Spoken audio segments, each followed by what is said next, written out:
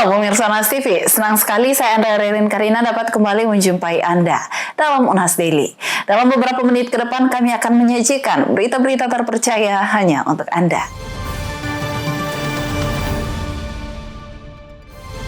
Pemirsa, pemerintah Kota Makassar bersama aparat kepolisian mengoptimalkan pemanfaatan kamera pengawas atau closed circuit television di berbagai titik strategis. Teknologi ini berperan penting dalam pengawasan lalu lintas serta pencegahan tindak kriminal di Kota Makassar.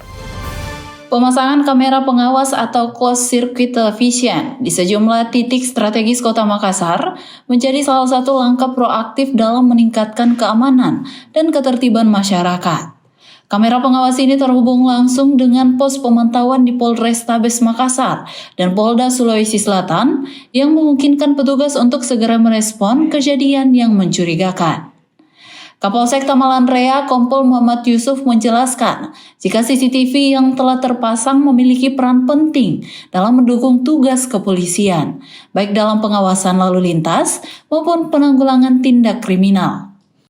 Jadi beberapa titik yang sudah connecting dengan pos yang ada di Polrestabes dan maupun di Polda dalam rangka mengantisipasi hal-hal entah itu pelanggaran lalu lintas maupun kejahatan-kejahatan. CCTV ini aktif dan dapat dicek apabila terjadi hal-hal yang dibutuhkan. Selain untuk pengawasan keamanan, CCTV juga digunakan sebagai bagian dari sistem tilang elektronik.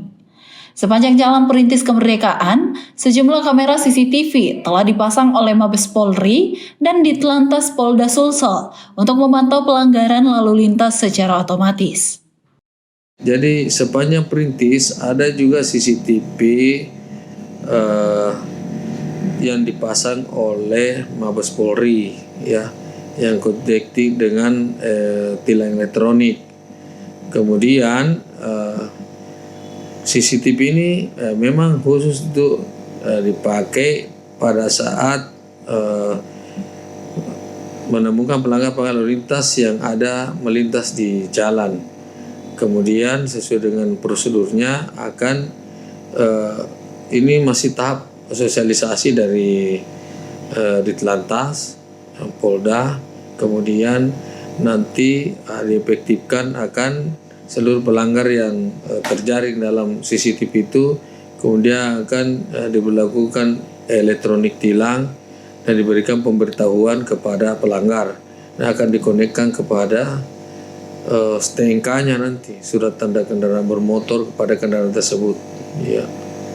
Dengan sistem pengawasan yang semakin canggih, keberadaan CCTV di Kota Makassar diharapkan dapat meningkatkan keamanan serta menekan angka pelanggaran lalu lintas. Pihak kepolisian terus mengimbau masyarakat untuk selalu mematuhi peraturan guna menciptakan ketertiban dan keselamatan bersama. Andrea Ririn Karina, Unas TV. Pemirsa, tak hanya menyebabkan kerugian secara materi, penggunaan BBM oplosan pada kendaraan bermotor juga menimbulkan berbagai dampak negatif, mulai dari kerusakan pada mesin hingga pencemaran lingkungan. Simak penjelasan pakar konversi energi Universitas Hasanuddin berikut ini. Istilah BBM oplosan kembali mencuat setelah terungkapnya kasus dugaan korupsi tata kelola minyak mentah di tubuh Pertamina. PT Pertamina Patraniaga menurut Kejagung terbukti mengoplos minyak di terminal Pelabuhan Merak, di mana base fuel RON 88 atau RON 90 yang bernama dagang Pertalite tersebut dicampur dengan RON 92, lalu dijual ke pasaran dengan harga RON 92 atau dengan Pertamax di SPBU. Pakar konversi energi Universitas Hasanuddin Insinyur Mahmud Syam DEA menjelaskan dalam proses mengoplos, BBM jenis Pertalite akan dicampurkan dengan BBM jenis Pertamax dengan perbandingan tertentu. Hasil oplosan ini harus lagi dicek di laboratorium untuk diuji coba performanya. Kalau mau dioplos itu kan Pertalite gabung Pertamax, cek berapa persen, nah timbang itu sekian persen Pertalite-nya ini yang biasa di riset di laboratorium tuh, baru nanti diperiksa performanya. Sebenarnya akibat pergantian itu ya memang ada efeknya, ada perbaikan pada waktu mengambil kayak oktannya yang tinggi, tetapi relatif untuk misalnya orang statistik, dia di dalam batas error. Artinya uncertainty-nya itu ketidakpastiannya ya masih di dalam batas error. Jadi boleh ya dia yang menyebabkan atau bukan. Pertalite dan Pertamax memiliki nilai oktan yang berbeda. Mencampur BBM dengan nilai oktan yang tidak sesuai dapat menyebabkan pembakaran yang tidak optimal, yang pada akhirnya menurunkan kualitas bahan bakar secara keseluruhan. Selain itu, pencampuran BBM dapat menyebabkan mesin menjadi tidak efisien dalam mengonsumsi bahan bakar, sehingga penggunaan bahan bakar bisa menjadi lebih boros. Pencampuran BBM yang tidak tepat juga dapat menyebabkan ketidakstabilan dalam pembakaran, sehingga membuat tarikan mesin menjadi berat. Kondisi itu terjadi ketika senyawa dari kedua jenis bahan bakar tidak bisa bercampur dengan sempurna. Dalam jangka panjang, hal ini bisa menyebabkan kerusakan serius pada mesin. Tak hanya berdampak pada kendaraan, menurut Mahmud, dampak lain yang bisa terjadi ialah peningkatan kandungan sulfur yang dihasilkan dari proses pembakaran menggunakan BBM oplosan tersebut. Yang kadang itu yang menjadi dimasalahkan karena tadi ini bahan bakarnya asalnya dari berbeda-beda ya. Sulfur kontennya yang biasanya berbeda. Jadi ada kan kandungan sulfurnya.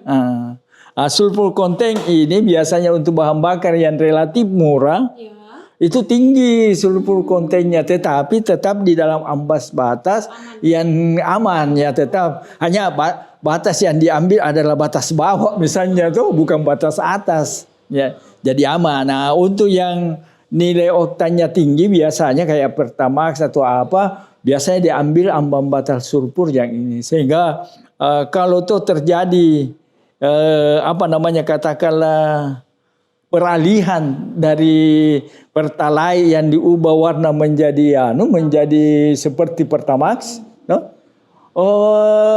Itu mungkin pada sulfur konten yang bisa ada gangguannya, dan gangguan jangka panjangnya ya mungkin kayak ada polusi sedikit. Kadar sulfur tinggi pada bahan BBM merupakan salah satu faktor penyebab tingginya polusi dari emisi. Meskipun peningkatan kandungan sulfur yang diakibatkan dari pengoplosan ini masih berada pada batasan normal, namun dalam jangka panjang hal ini dapat berkontribusi pada pencemaran lingkungan. Iva Syarahman, Andrea Riren Karina, Unhas TV. Kanker serviks sering dialami wanita dan terkadang tanpa disadari berkembang hingga menjadi ancaman serius bagi kesehatan. Apakah ada tanda-tanda yang perlu diwaspadai untuk mendeteksi kanker ini sejak dini? Berikut liputannya. Kanker serviks kerap kali tidak menunjukkan gejala pada tahap awal, namun ada beberapa tanda yang bisa menjadi petunjuk. Perdarahan abnormal di luar siklus haid atau setelah berhubungan seksual seringkali menjadi salah satu gejala pertama yang dikeluhkan wanita. Tanda lain termasuk keputihan tidak normal dengan bau yang tidak sedap, nyeri di panggul dan pinggang, serta kesulitan buang air kecil yang menyertai penyebaran kanker ke jaringan sekitar. Kondisi ini seringkali diabaikan karena gejalanya terasa ringan atau mirip dengan gangguan kesehatan lain. Namun, jangan mengabaikan gejala tersebut, karena semakin cepat kanker terdeteksi, semakin besar peluang untuk mendapatkan pengobatan yang lebih efektif. Kanker serviks sendiri disebabkan oleh infeksi human papillomavirus atau HPV, yang dapat menyerang sel-sel di leher rahim dan berkembang menjadi kanker. Infeksi HPV dapat menular melalui kontak seksual dan beberapa faktor risiko seperti merokok, sistem kekebalan tubuh yang lemah, serta riwayat kanker serviks di keluarga dapat meningkatkan risiko terjadinya kanker ini. Kalau kita bicara mengenai gejala, artinya pasien itu sudah terdapat pada stadium yang lanjut, stadium 2, stadium 3 ya. Jadi keluhan pada pasien ini itu biasanya perdarahan pada saat berhubungan seksual. Jadi setelah berhubungan seksual ada keluar darah ya. Kemudian biasanya ada keputihan yang berbau ya, dan ada nyeri panggul. Nah, kalau sudah ada keluhan seperti itu biasanya sudah stadium lanjut. Nah, kita tidak ingin seperti itu. Bagaimana caranya? Yaitu kita melakukan pencegahan secara primer ya, dan juga secara sekunder. Menurut Dr. Irma, pemeriksaan rutin seperti pap smear, pemeriksaan IVA atau inspeksi visual asam asetat, dan pemeriksaan HPV DNA sangat penting untuk mendeteksi perubahan sel secara dini. Dengan menyadari kondisi dan konsultasi medis, wanita dapat memperkecil risiko kanker serviks yang memiliki dampak serius pada kesehatan. Pencegahan primer dapat dilakukan dengan menerapkan pola hidup sehat, seperti menghindari rokok, melakukan hubungan seksual yang aman, serta mengonsumsi makanan yang meningkatkan sistem imun. Vaksinasi HPV juga menjadi salah satu upaya penting dalam mengurangi risiko terjadinya kanker serviks. Selain itu, deteksi dini melalui pemeriksaan rutin adalah kunci utama dalam mencegah kanker serviks berkembang ke stadium lanjut. Semakin dini kanker terdeteksi, semakin besar peluang penyembuhan dan semakin kecil risiko komplikasi serius. Feni Septiani Samuel, Unhas TV. Dengan keterbatasan tubuhnya yang pendek, Rosita Baptiste berhasil meraih pangkat Letnan Kolonel di Angkatan Darat Amerika Serikat. Selama menjadi anggota militer Amerika, berbagai pengalaman menarik dan traumatis dialaminya. Salah satunya adalah saat peluru hanya meleset sedikit saja dari kepalanya. Saya tuh sempat ke titik 70% PTSD-nya, jadi sudah parah. Tapi saya terus ketemu dokter, ngomong-ngomong sama dokter gimana caranya, dan itu iman kita ya sebagai orang beragama, kita ngomong sama Tuhan kita gimana caranya supaya saya nggak mimpi buruk lagi. Mengalami PTSD, Post Traumatic Stress Disorder, atau kondisi kesehatan mental yang muncul setelah mengalami atau menyaksikan kejadian traumatis, adalah pengalaman membekas bagi Letnan Kolonel Rosita Arwan Orchid Baptiste. Nyaris terkena peluru nyasar saat ditempatkan di Baghdad, Irak, Rosi, demikian ia biasa disapa, adalah perwira militer AS. Kalau ngelihat angle-nya, kalau ngelihat sudutnya semuanya memang harusnya kepala saya yang kena. Diaspora Indonesia lulusan Fakultas Hukum Universitas Sumatera Utara ini pindah ke South Carolina tahun 2000 karena menikah dengan pria warga AS. Pertama kali saya kerja harus bersihin restroom, saya nangis. Setelah beberapa bulan bekerja menjadi kasir di restoran cepat saji dan tos serba, Rosi mencoba melamar ke Angkatan Darat AS. Nggak mungkin lah, masa punya gelar sarjana hukum, kerjanya begini-begini aja, ya kan? So saya kepikiran, suami saya kebetulan dia juga dulu di Angkatan Darat Amerika. Dia bilang, kenapa kamu nggak gabung ke Army aja? Mereka nggak bakal tanya udah punya pengalaman kerja apa belum. Gagal ujian tertulis pertama tak membuat Rosi patah semangat. Ia belajar keras mengikuti ujian kedua dan lulus, demikian juga dengan ujian fisik. Tapi karena saya bukan warga negara Amerika, saya hanya boleh memilih beberapa jenis pekerjaan. Jadi pilihan yang mereka kasih cuma jadi supir, montir, tukang masak, dan saya pilihnya montir, mekanik. Maka Rosi pun masuk sekolah mekanik di Fort Jackson, South Carolina. Lulus di usia 34 tahun dengan latar belakang sarjana hukumnya, ia langsung memperoleh pangkat Enlisted 4 atau Specialist setara dengan kopral.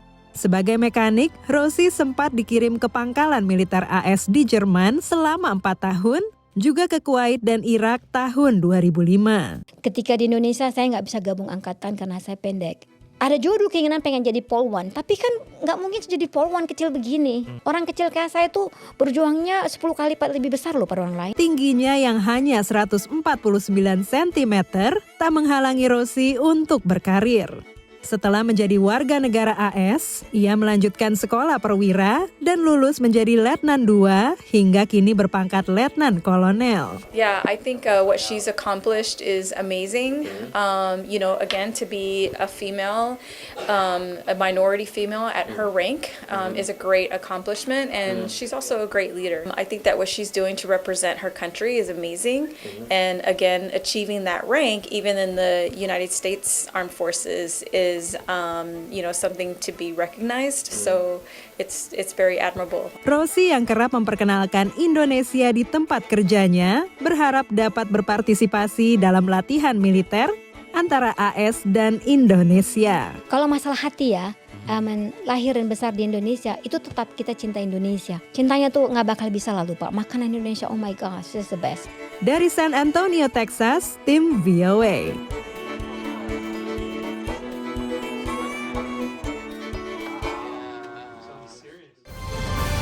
Pemirsa, berita tadi sekaligus menutup perjumpaan kita hari ini. Jangan lupa untuk terus saksikan Unas Daily hanya di Unas TV.